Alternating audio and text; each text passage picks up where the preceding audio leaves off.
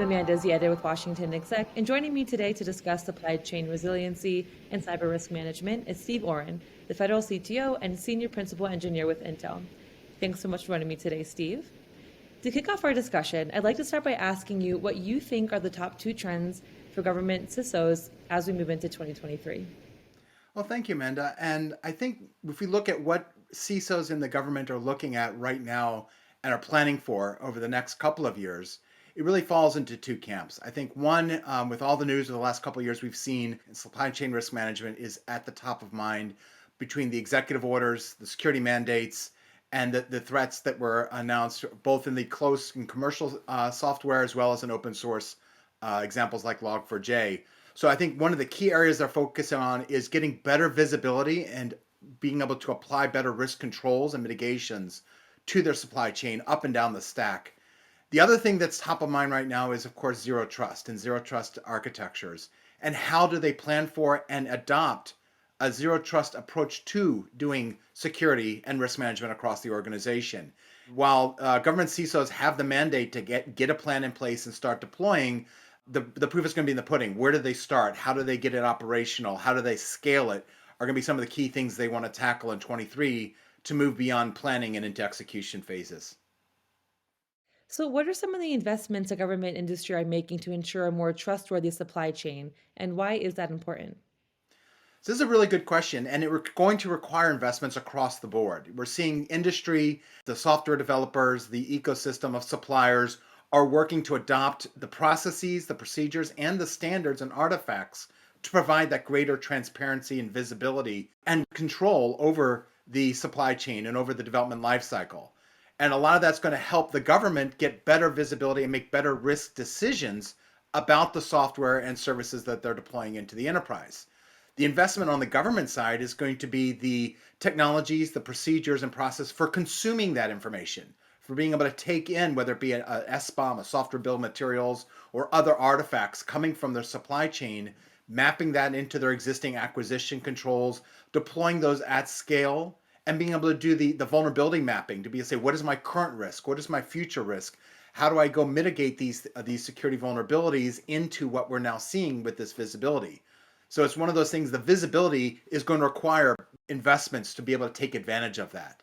And that's really important because once you have that visibility, you don't gain the benefit unless you do something with that information. And so we're going to see the government agencies and really the whole industry working together, collaborating, not just on what are the right artifacts, but how do you consume them and how do you scale that to the size of the government and really to industry at large.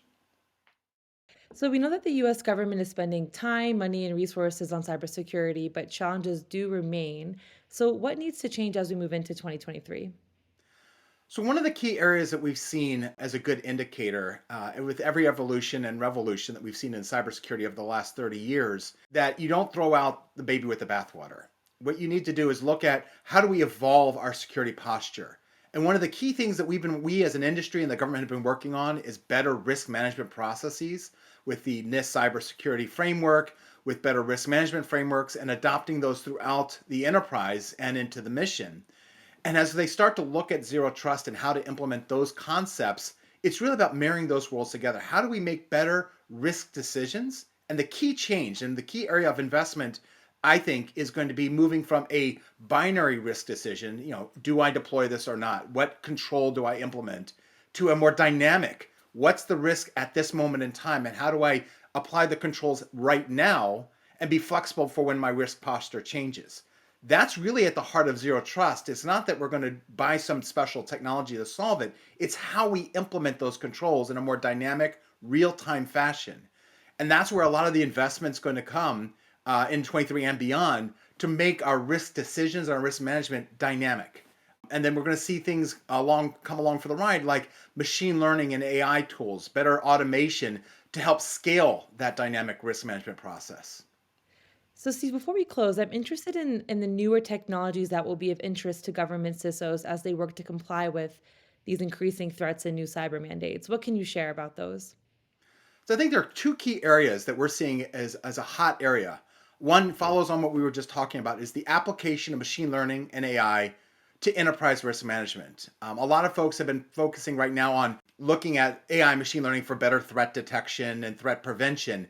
Where we really start to see some of the benefits is where you start looking at enterprise automation at scale, being able to deploy mitigations based on those real-time risk management frameworks and using machine learning to provide the efficiencies or to be able to scale it to the edge.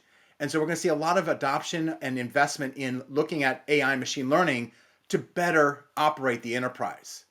The other key area that's really exciting is confidential computing because it's a game changer about looking at how do you protect data. And it goes back to that idea of zero trust.